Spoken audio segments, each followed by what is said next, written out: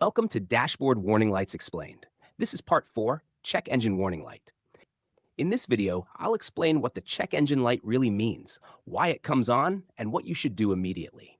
The check engine light means your car's engine control unit, also called the ECU, has detected a problem. Your car has many sensors that continuously monitor engine performance, fuel delivery, emissions, and ignition timing.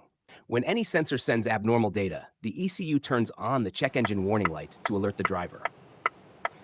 Common reasons why it comes on. Some of the most common causes include a loose or damaged fuel cap, which affects fuel pressure, faulty oxygen sensor causing poor fuel economy, worn spark plugs or ignition coils leading to engine misfire, mass airflow sensor problem affecting air-fuel mixture, emission system issues like catalytic converter problems.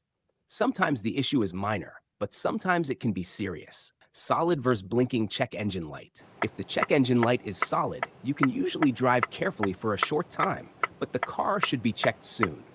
If the light is blinking, stop driving immediately. A blinking check engine light means severe engine misfire, which can cause serious engine damage and destroy the catalytic converter.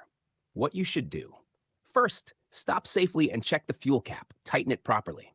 If the light stays on, get the car scanned with an OBD scanner to read the error code. This code tells the exact problem, saving time and repair cost. Never ignore the check engine light for a long time. The check engine light is a warning, not a suggestion. Early diagnosis can prevent expensive repairs.